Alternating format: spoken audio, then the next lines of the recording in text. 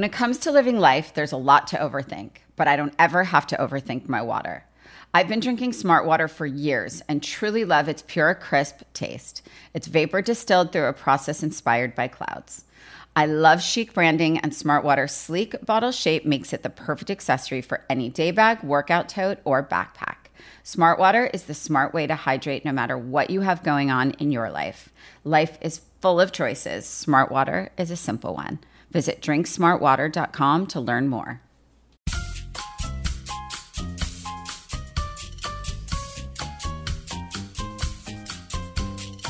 Hi, everyone. I'm Rachel Zoe, and you're listening to Climbing in Heels. This show is all about celebrating the most extraordinary superwomen who will be sharing their incredible journeys to the top, all while staying glamorous. I am so excited for this week's guest because I've known her and loved her for so many years. Today, I'm joined by the insanely talented and all-around wonderful, beautiful human being, Jamie Lynn Sigler. The world fell absolutely in love with Jamie as Meadow Soprano on the hit HBO TV series The Sopranos, and she quickly became a household name. While Jamie continued to work in the entertainment industry, she was diagnosed with MS, which she didn't share publicly for 16 years. Yes, she was hiding this. Jamie is such an inspiring woman, and her positivity and her incredible outlook on life, her career and motherhood is truly remarkable and beyond inspirational. So let's just jump right in. You know, I want to talk about your beginning, but I also really want to talk about how you transitioned and pivoted, I guess, from being this like massive star on one of the biggest shows ever to be created to then becoming this very prominent woman, mom in all these different spaces and launching podcasts and doing your brand and doing all these different things, obviously being a mom. And as we're going to get into talking about being diagnosed with MS, and which is wild because I feel like I didn't know anyone with it. And now I feel like I know like 10 people with it. And I think there's, you know, it's almost like it's wild. So I really want to get into this. I'm very excited to talk to you. Yeah. Where were you born? Because that's the one thing I don't remember. Are you from like where I'm from? I'm a Long Island girl. You're a Long Island girl. Yes, that's what I thought. Because you were too good on Sopranos to be like from LA. No, that was my real accent. That was that's I always say I think that was like the kicker that really got me the role of Meadow, was because that accent was as real as they come. But yeah, I was born on Long Island. I lived in Bayside, Queens for the first couple of years of my life, and then we moved out to Long Island. I was the youngest of three. I had two older brothers. Also explains things. Yes. For sure. It says a lot about my personality. 100. Absolutely. 100. Being the third, the baby, the only girl, all the things. Yeah. And nobody in my family was in show business. There was no ties or connections to it. I grew up like every other kid in my neighborhood. We did dance class. We did softball. We did tennis. I went to Hebrew school. You know, I had a very, very quote unquote normal childhood. Yep. But about the age of 9 or 10, I really craved that end of the year performance in dance school. Like I just couldn't wait to get the costume on and put the makeup and get up on stage. And the dance school that I was in started having a musical theater class. And I loved watching musical movies. And again, I never thought this was anything that would be for me. I just knew I loved it so much. And you like looked forward to it, whereas I had a panic attack. Yes. Oh my God. If it was every day after school, I would have been so happy. So you had the bug.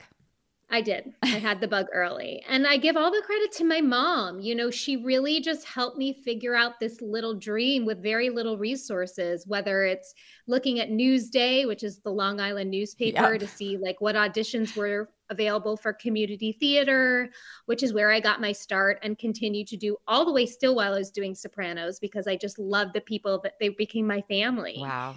And so I did every production of Annie across Long Island that you could think of. And I started, doing a little bit more professional jobs. I did a national tour once. I did summer stock, but all the while still going to high school, public school, Jericho High School on Long Island, being with my friends. And Sopranos came along when I was between my sophomore and junior year in the summer. And the only reason that I auditioned for it, because prior to that, anytime I auditioned for things, it felt like you always had to be in a box. Sure. And I always remember that it was like all American, Latina, like, and I just never fit in. I'm actually half Cuban. So right. like, but I wasn't. You Latina could be a lot of enough. things. You could be a lot of which things. Which works for me now. Yes. But back then was frustrating. Sure. And so when this audition came along for an Italian looking girl for a show called Sopranos, I've told this story before, but I thought it was musical because of the title. So I went in, and honestly, I just wanted, I never thought I'd get it. I just wanted to go to the city with my mom because that summer I was finally going to sleepaway camp like all my other friends, and I just wanted to go shopping.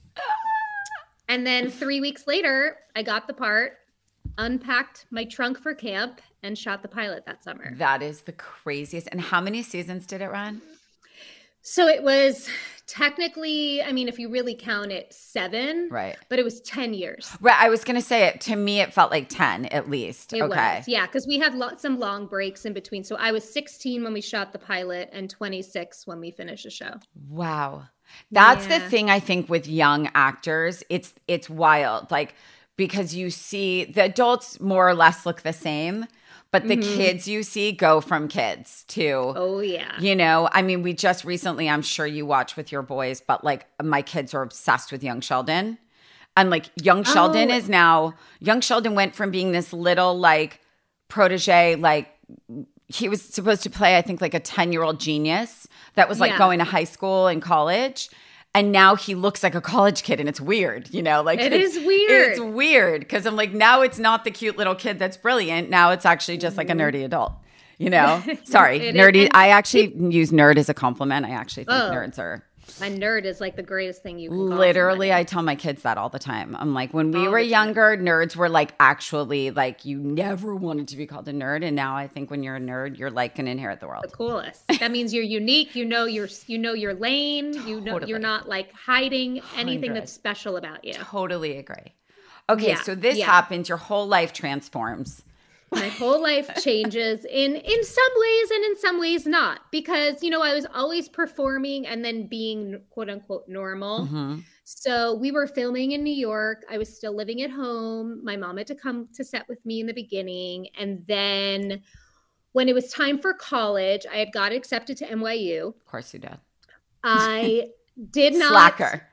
I was a psychology major. I did not want to go into the acting program because I had never taken any formal acting training, and I was kind of in a groove on the show. And I was just, I don't know, I was worried about joining a class and sort of dissecting an acting process while I was like in the midst of doing something. In hindsight, I don't think that was the right choice. Right. But I moved into the dorm. I lived in Hayden on Washington Square Park. And started my freshman year. And unfortunately, you know, the production couldn't work around my class schedule. And Sopranos wasn't quite big enough yet for any of my professors to really care when I was like, so I do this TV show for HBO. I don't know if you've heard of it, but like sometimes I might miss class. And by the end of my first semester, I had 2 professors that were failing me for missing too many classes. Wow. And I had to defer and just not go, I wonder if you went into the acting school, if they would have been more yielding. I think it would, probably, for sure. right? This is why, like in hindsight, probably not the best choice. It's but right. You know, I thought exactly. Then after that, I just got an apartment in the city and started kind of my young adult life at 18, shooting the show and buckling up. I didn't realize for, you know, like an amazing ride on the show, but a really wild ride in my personal life at the same time. Okay. So tell me, and whatever you're, you know, obviously whatever you're comfortable with. But I mean, I'm an open book at this point. By the way, aren't we all? Like, I feel at this point, we just speak our truths. I think it just feels better. Absolutely. And I'm realizing that, like, I used to feel so much shame about what happened to me, and in like my own journey of self-discovery and growth and reflection, I'm ridding myself of that. So I'm going to talk about it. I'm happy to. Yeah. So in the first few seasons of Sopranos, I suffered from an eating disorder. Okay. I'm very fortunate that I was on a show where the size of me did not matter. Sure. If anything, they were just more concerned about my health. Sure. So I never felt from that show that I needed to look any particular way. But as a teenage girl, I was going through a lot of body changes and things and felt a lack of control, and diet and exercise was something that I felt like I hung on to for a little while. Yeah. So dealing with that on the show was really hard because there was weight fluctuation in the first couple of seasons. I kind of remember this, actually. Yeah. And people were not kind to me about it in the public. Like, I would get yelled at things in the street from people. And I'm sorry if I can ask, was it bulimia, anorexia, or both? It was exercise bulimia. Interesting. Which is where, I mean, I definitely was restricting calories for sure, but it's an obsession with exercise. Wow. Where I was constantly having to, in my head, know that I was burning calories all the time. Okay. It was just like my way of control. Okay. And so, you know, going through that personally was super hard, but thankfully, like I said on Sopranos, like they were the most loving. Like if I wanted to talk about it, they would. If I didn't, they didn't care. They accepted me. Wardrobe would be like, what size are you this season? We've got you whatever you need, which was just, it's so hard. A really safe place, but so hard. So hard. And in front of the world too. Yeah. Which makes everything 1,000 times harder. Exactly. I always say that about being in the public eye. It's like, imagine going through your life, and as hard as things are, whether it's a breakup, an eating disorder, whatever it is, and then going through it in front of the world. So it's and now add social media. That's right. Exactly. I mean, it makes it harder, but I also think that there is a gift in it. Yeah. Because you're not alone. You're not alone. There's a lot of support that comes along with it. And hopefully if you have enough support, you can start to ask the right questions and grow from it in the right way. And so then right after that, you know, I think like, okay, I've kind of got that figured out and I'm feeling better. And then I got diagnosed with Lyme's disease. And then a year after that, got re-diagnosed with MS. And at that time, I was just terrified. I just felt like, here I am with another effing problem. Yeah. Bringing to, like, I don't want to be this person that's always got an issue. Right. And so I didn't tell anybody. And I kept it secret for almost 16 years. Wow. I think for a lot of different reasons, for fear of how people would accept me, of course, judge me. Mm-hmm. It allowed me to be in denial. Mm-hmm. It allowed me to pretend I didn't have it, except when I had to, you know, take my medication or go to a doctor's appointment. And then all through this too, I got married, went through a very, very difficult marriage, and then went through a bad divorce. So this is like all in the 10 years. On so that's show. from like 20 to 30, let's just say 20 to 26. Yes. Okay. Yes. Which is, by the way, inarguably to me, one of the hardest times in our lives, because I think you've been on your own, obviously, because you didn't go through college, you started working and whatever. But I always feel like those years from like 21, 22 to like 26, 28, you're like, who am I? I'm an adult. I'm on my own. I can't be like mommy, everything. Who's going to fix my I think we go through so many iterations of fears, and what am I doing with my life? And like, it's a lot. So much, all of it. And you had all of this. Oh God. And Sopranos saved me in many ways because it was the constant thing that I had. Right. It was a very safe place, like I said. And, there were a few people there that I did confide in and felt very safe in and still am very close with. Which is so nice because it's like a non-blood family. Mm-hmm. So nice. So nice. It's truly just the greatest blessing. But, I couldn't, you're watching me and you're thinking this girl has it all. In very many ways I did. So, but you had like with everyone, you have no idea. Yeah. You have no idea what anybody is ever going through. And I think that that's one of the bigger lessons that I, took from that was it really shifted the way I looked at other people, of course, and the world. Everyone I looked at, I would just know that there was a battle that they were fighting that whatever it maybe was none of my business, but it made me, and I don't know if innately this was who I am, but I feel like I just really see the good in everybody. Yeah. And I really see the beauty and the magnificence in everybody, because life is just hard for all of us for a lot of different reasons. And I think that there's a lot of things that get us. I think as human beings, we actually bump up against the same things all the time. Mm-hmm. The catalyst at which gets us there may look different. Yeah. The path may look different. But just knowing as like a human being that you are not alone in your struggle, mm-hmm. and that we're all just trying to face this pain. I mean, now as a 42-year-old woman, mm-hmm. I'm looking back at the last 20 something years of my life and everything that I've gone through, and just knowing like, Robin Roberts taught me this saying. She actually coined it for me in an interview we just did with her. She goes, Jamie, you could take this. She goes, take the message out of your mess. And so that's what I'm trying to do right now. Yeah. And I actually think that's one of the biggest life lessons that I've ever, I've lived a lot of life and I've seen a lot. And what I always try to tell people when they're in it, right? When they're going through whatever pain that is, right? Because once you get on the other side, you're like, oh, remember that time? And you look forward to the moment where you can look back and I don't want to say laugh, but where you can speak about it in this like healthy way. Like that happened. This is how I came out of it, blah, blah, blah, right? And we move on because that's what we do. But I think something good comes out of everything bad. And in that bad moment, you cannot see that. You can't see anything. But I do think it really is the best coping mechanism that I've ever had. Because when you're in it, I just try and see what am I taking from this and why is it happening? You can't explain the why. You can't. No. But I do think you do always take something from it. And I think it does shape who we are. And I don't think you could be where you are now if all that didn't happen. And it's freaking messy. And that is why I started Climbing in Heels, because it's messy. And we all go through a mess. And that's the name of my podcast with Christina. Yes. It's called Messy. Oh my God. By the way, it is called that. I love that you said that. That was I love it though. That's really unscripted, listeners. I know, I could tell. But that's it, because life is messy, and it doesn't, just because you get past something doesn't mean you're going to face something again.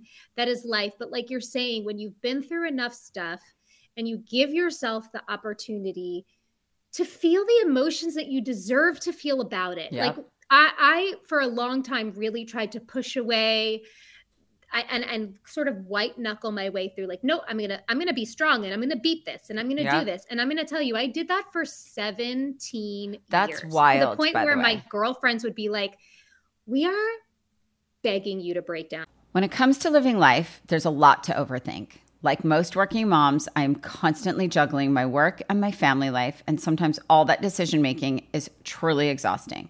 But at least I don't ever have to overthink my water. I've been drinking Smart Water for many, many years and truly love its pure, crisp taste. It's vapor distilled through a process inspired by clouds and has added electrolytes for taste. The first thing I do when I wake up in the morning, every morning, is head down to my kitchen to drink water. Hydrating with Smart Water is my favorite way to start the day, and making that simple choice is such a refreshing change of pace from the whirlwind of my life. Starting my day by focusing on myself and my health is so important to me. I'm always a lover of chic branding and packaging, and Smart Water's sleek bottle shape makes it the perfect accessory for any day bag, workout tote, or backpack. I absolutely love how the rounded bottle fits perfectly into my kids' side pockets for school or camp. Smart Water even looks chic displayed on any counter or vanity in my house. As most moms know, it can be tricky to get kids to drink enough water, but my boys absolutely love the taste of Smart Water, and the sports cup is great for their very, very active days. Smart Water is the smart way to hydrate no matter what you have going on in your life. Life is full of choices. Smart Water is a simple one. Visit drinksmartwater.com to learn more. My dad works in B2B marketing, but I never really knew what that meant. Then one day my dad came by my school for career day and told everyone in my class he was a big MQL man. Then he just kept saying things like, the more MQLs, the better, over and over. My friends still laugh at me to this day. I think it means marketing qualified lead. One thing's for sure, I'll be known as the MQL man's kid for the rest of my days. Why couldn't you just be a fireman or a lawyer? Why? You ruined my life, Dad. Not everyone gets B2B, but LinkedIn has the people who do. And with ads on LinkedIn, you'll be able to reach people based on job title, industry, likelihood to buy, and more. Start converting your B2B audience into high-quality leads today. We'll even give you a $100 credit on your next ad campaign. Go to linkedin.com/customer to claim your credit. That's linkedin.com/customer. Terms and conditions apply. LinkedIn, the place to be, to be. AI might be the most important new computer technology ever. It's storming every industry, and literally billions of dollars are being invested. So, buckle up. The problem is that AI needs a lot of speed and processing power. So how do you compete without costs spiraling out of control? It's time to upgrade to the next generation of the cloud, Oracle Cloud Infrastructure, or OCI. OCI is a single platform for your infrastructure, database, application development, and AI needs.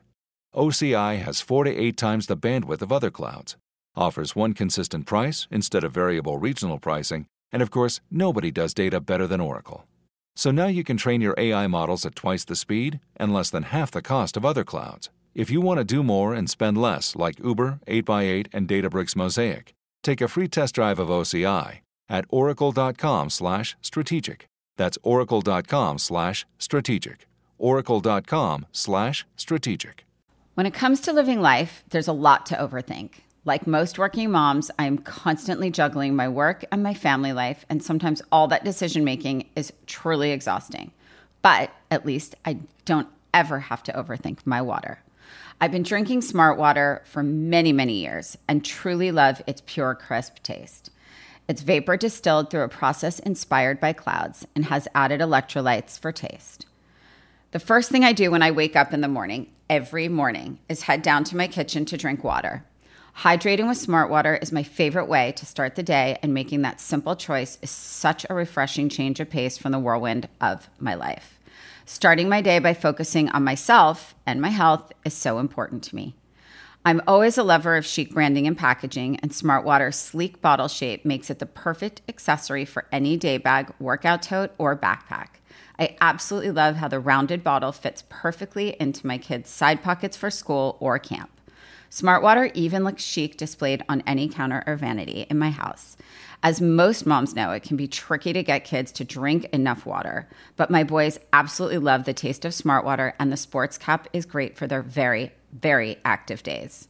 Smart Water is the smart way to hydrate no matter what you have going on in your life. Life is full of choices. Smart Water is a simple one. Visit drinksmartwater.com to learn more. When it comes to living life, there's a lot to overthink. Like most working moms, I am constantly juggling my work and my family life, and sometimes all that decision making is truly exhausting. But at least I don't ever have to overthink my water. I've been drinking Smart Water for many, many years and truly love its pure, crisp taste. It's vapor distilled through a process inspired by clouds and has added electrolytes for taste. The first thing I do when I wake up in the morning, every morning, is head down to my kitchen to drink water. Hydrating with Smart Water is my favorite way to start the day, and making that simple choice is such a refreshing change of pace from the whirlwind of my life. Starting my day by focusing on myself and my health is so important to me. I'm always a lover of chic branding and packaging, and Smart Water's sleek bottle shape makes it the perfect accessory for any day bag, workout tote, or backpack. I absolutely love how the rounded bottle fits perfectly into my kids' side pockets for school or camp. Smart Water even looks chic displayed on any counter or vanity in my house. As most moms know, it can be tricky to get kids to drink enough water, but my boys absolutely love the taste of Smart Water, and the sports cap is great for their very, very active days. Smart Water is the smart way to hydrate no matter what you have going on in your life. Life is full of choices. Smart Water is a simple one. Visit drinksmartwater.com to learn more. In front of us, like one day, like show us that we know it's hard, and you're not saying it's hard. And like I had a girlfriend say to me one day, she was like, Jamie, you're almost making it awkward for me, because it's like the elephant in the room. You're not asking me to help you. Right. And I know you need help, and I want to help you.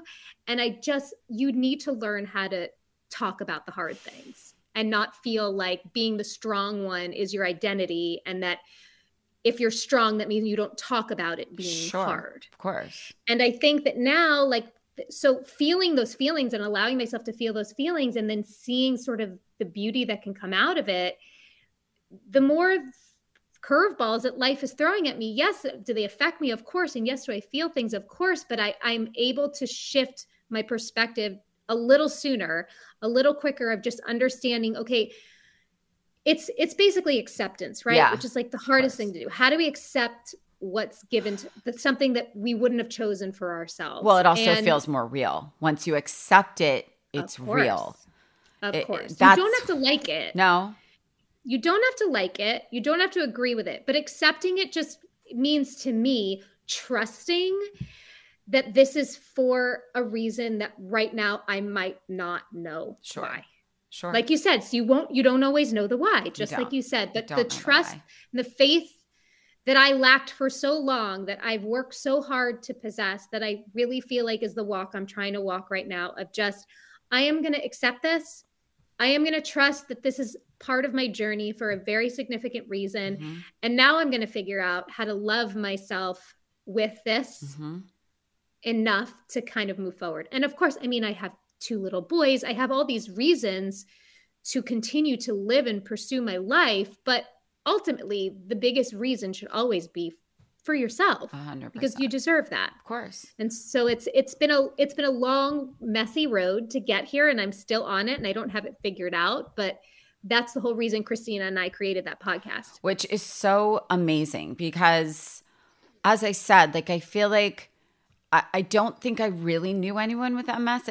I know honestly, it's unfortunate, but I think I know too many people with different autoimmunes, right? And then I have way too many people in my life battling cancer, way too many. But MS is something that, you know, all of a sudden, you know, and I've known Selma Blair forever and ever. And, you know, I think Christina, you know, I knew many years ago as this also like just this bright shining light all the time. Yeah. And like, you know, you've always been this like, to your point, this very like, I got my shit together, right? Like, and it's funny because my friends very often will be like, are you good? I'm like, yeah, I'm great. What's going on? Talk to me, you know? And I want to hear theirs. I don't want to talk about mine because why? Right. But it's interesting to hear you say that because I think it is something that many of us women, I think, are born with. Also, you've been in the spotlight from a young age. And I also think that probably factors in because you also, there is a public opinion of your life. And there is, you know, there are people watching you. And I want people to hire me. And I want to think, I want them to think I'm capable and I'm fine. Why can't people just be? And then you actually wake up to the judgment of people. But at the end of the day, I do think it's getting way better. But to your point, I think we all have our stuff, right? And I think, you know, I hosted this event last night with Julianne Hough, co-hosted with me last night. I wish you were in town. But she speaks very openly about, you know, her journey and things. And I think to your point, I think we all just have to look at each other like we all have these things and we all have these journeys. Some are harder than others. There is no question.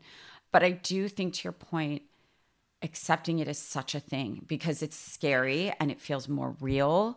And it feels somehow you feel like when you accept it and you say it out loud, now it's really going to happen. Yeah.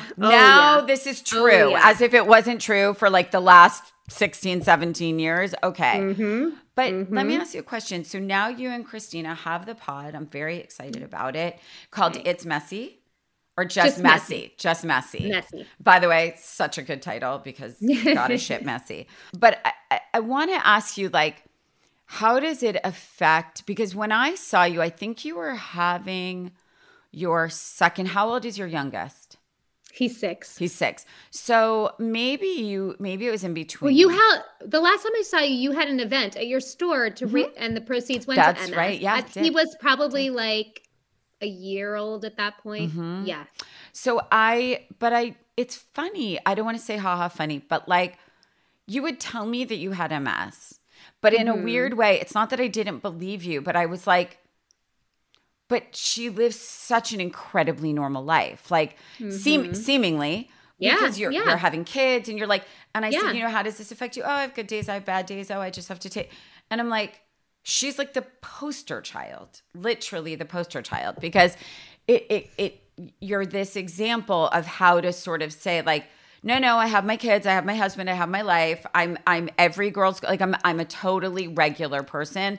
I just have MS and this is how I deal with it. That is how you are perceived to be. Now, so my question is now, what made you want to start messy and sort of, I guess, get a bit louder and tell me about the pod? Because I don't know, are you only going to be talking, or are you just going to be talking about life being messy? No, my God, it's not just about MS at all. If anything, I think while you're listening to her and I talk, you'll hear it through your own filter and hear it like, oh, because even our producer who doesn't have MS will text us after certain episodes and be like, I needed to hear that today because I deal with this, and that it's not MS, but it's this.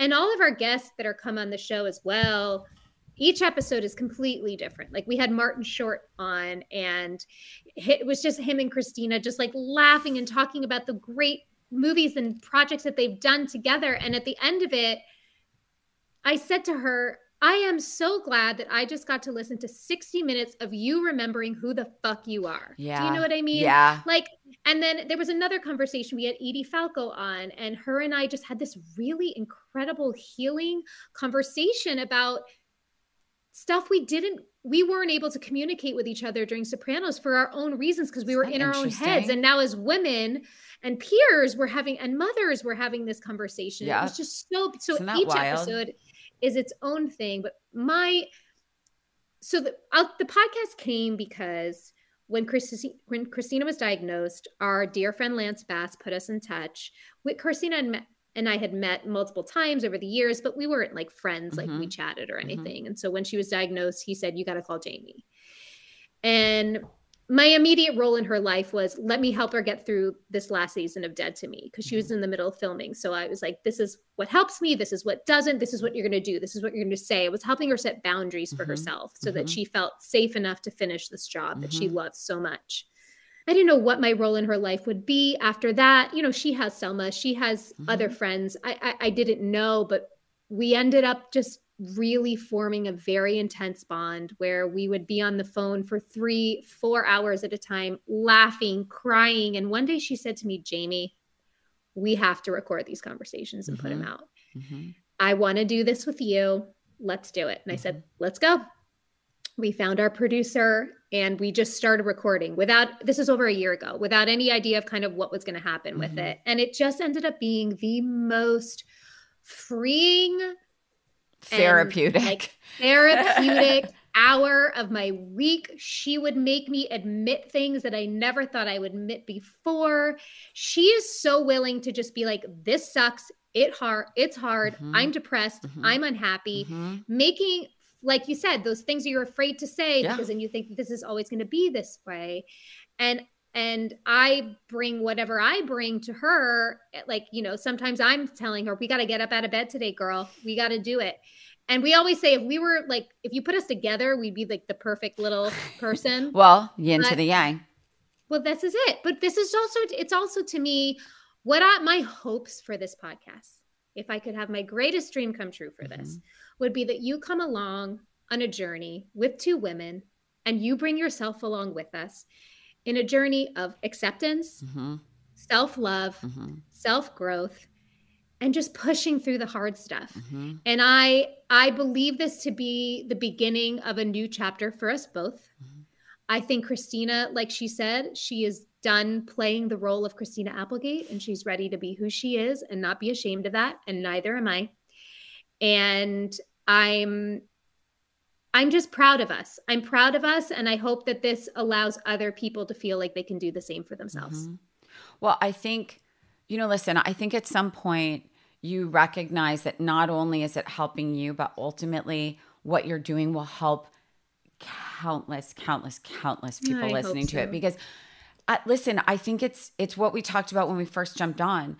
I think the more we share, the more people it helps. I'm sure you saw Olivia Munn's post this morning. I did. And, I was with her this whole past weekend at different events and I hadn't seen her in a minute. And she looks breathtakingly. I mean, she's always breathtakingly beautiful, Yeah. but in any life, you would never know what she's been through. Yeah. Yeah. And to your point, you just never know what people are going through. And, you know, I think that it was very brave to share what she shared. And I think, I guarantee you, she literally helped a million people today. A million young women be like, I'm going tomorrow to get checked because this isn't. So I really believe that what you're doing is going to be so advantageous for so many people. And I also think destigmatize not being okay all the time. Because I think that's the thing we're afraid of. Like, I really do. We're like, me all the time. We're like not okay to not be okay. I also think, in addition to being in the public, I think there's a big part. I know for me as a mother, the big part for me is we're not allowed to not be okay. Like, as the mom, like we are, of course, but we're not. Because I think that role that we immediately take on is, okay, if all shit goes to hell, we're here. We're here. We're good. Mom is always here. Mom's stable. We're here. Like, you know, and I think, you know, it's interesting because Roger always laughs at me because, like, if he sneezes, I'll make him sleep in the other room. And he'll be like, what happens to sickness and in health? I'm like, not now. I'm like, if I get sick, nothing happens. Like, mom can't go down. I can't show up at this thing tomorrow. Like, can't be sick. Not happening. I'm going to get a B12 shot. But I think I do operate, as I think many women do, on the like, we can't shut down, right? We can't be sick, or we can't. And I think Messy is going to be so helpful to so many people because it's going to make you guys, not just because you have MS, but I think it's just in general being like, okay, I don't have MS, but guess what? I've got this, and this. And whether it's physical, emotional, or whatever, I think it's helpful to know we all have it. We all have something. Lots of something. And my kids, you know, they don't know me any other way. They've only known me with MS. And, you know, my older one, he's 10 and a half. So obviously he's lived longer with it. You know, you have different connections with your kids and they'd relate to you differently. And he is so empathetic and he's so aware of me. Like if you're having a bad day. Yeah. And I'm really communicative with him about it. Like I will say to him, hey, buddy, like I'm having to make this decision right now because I'm just not feeling so great. And I need you to understand, like, we can't go do this thing with your friends for this reason. Sure. And that's hard. That's hard that he has to we have to take me into consideration. Yeah. I don't want to be I want everything to be decided for them. But, you know, he said to me the other day, this was 2 nights ago, I had taken them to baseball practice, both of them. My husband was working and it's a big field and to navigate. And I have my walking stick and we're going and I don't say anything. And, you know, he doesn't say anything. And we get in the car and I make them dinner and I'm like, hey, buddy, I'm going to take a shower. You watch your brother eat, whatever. And I came out and I sat down with them and he looked at me and he goes, Mom, I wouldn't want to cry. He goes, you're really doing a good job with this whole MS thing. No, he didn't. And I was like, thank you. And he was like, I see how hard you work and I promise it'll pay off, which was just like the sweetest, most loving. I can't. But I just see the gift that maybe this can give him too, right? Yeah. Of how he sees other people and can understand other people. My little one, however, hates it. Of course. He's pissed about it. He's mad that I can't run. He's mad that I can't play kickball with the other mommies in the mother-son game. And he is allowed to have those feelings. And I make sure that he has all the space for those feelings. He used to, as a toddler, like want to run away from me all the time because he knew I couldn't run after him. Like it triggers him in a different way. So motherhood is challenging for sure. That is so hard. Because you want to be everything. Of course. I don't want to send my nanny out to play basketball with them. I want to go out with them. I know. But I find other ways and we're figuring it out as we go. But, you know, everyone in my intimate circle this affects. And I'm the luckiest that I have the most supportive husband in the world. I could not be able to sit here and speak to you in the way that I'm speaking without his support. I really, truly believe that. He's the one that reminds me on my hardest days that I'm still me. Yeah. You know, Yeah, like that. You're still the Jamie I met 13 years ago. Like, you've got this. I love you. You've got us. And all the other stuff kind of just like falls away. And I mean, it's like, it's wild because I think it's sort of like, you know, and I don't mean this in the condescending way. It's just like, it comes to my head like you're doing fucking great. It's like, it's, you know, it's like you are. And it's like, no one's going to know how you feel except you. But I do think that, you know, Christina and Selma, and I think people experience, it's like anything else in life, like till you're experiencing it, we can only say that like you're heroic and you're a fucking warrior. And I think all women are warriors, quite honestly, in their own way. We are. But I do think there's no playbook. No, there is no. There's no right or wrong. Girl, there's no playbook. There is no playbook on how to do this. But all I know is that I show up each and every day and do the best I can, and I have forgiveness and grace for myself. If I didn't do it right in certain ways, I'll pick up and learn the next day, as opposed to where I used to really.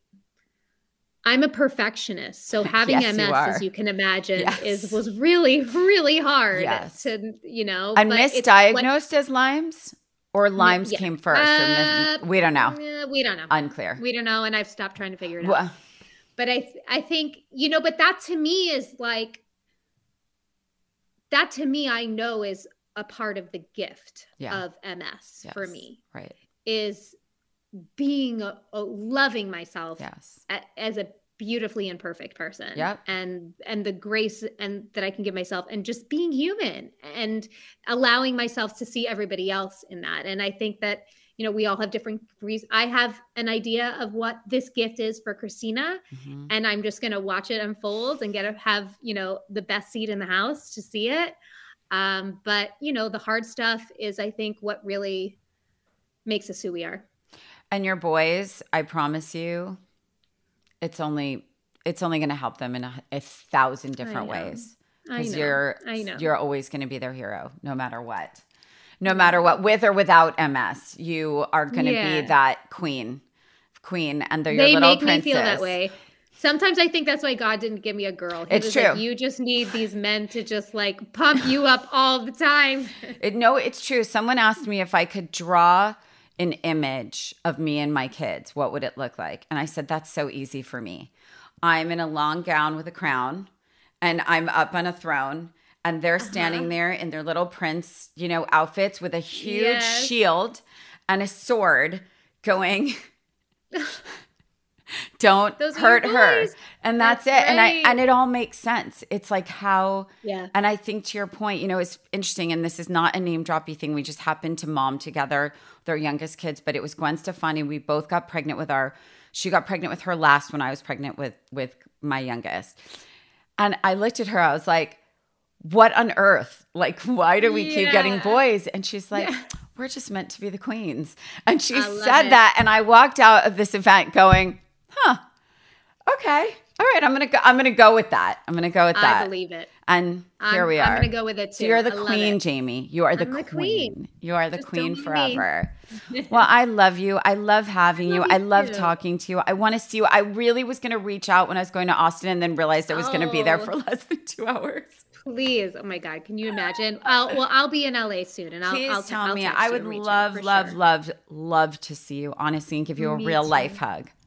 Thank you. All right, kiss the family, and I hope to see you soon. I'm so excited about the pod. Thank you for having me on. Thank you so much. Have a beautiful day, honey. I'll talk to you soon.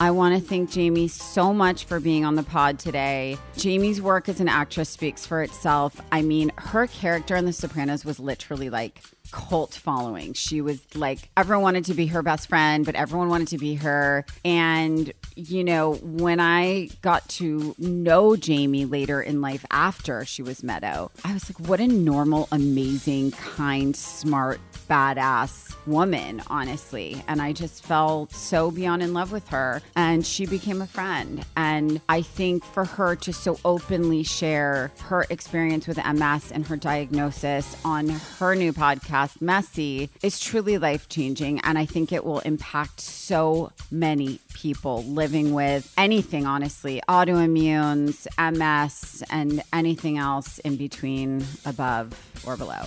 I just love her so much. And I hope you enjoyed this episode, a very emotional one, a very powerful one. Jamie, I love you. Don't forget to write a review wherever you get your podcasts because I love reading them. And while you're at it, follow me on @RachelZoe, @ClimbingInHeelsPod on Instagram for more updates on upcoming guest episodes and all things Curateur. I'll see you next week. Mwah.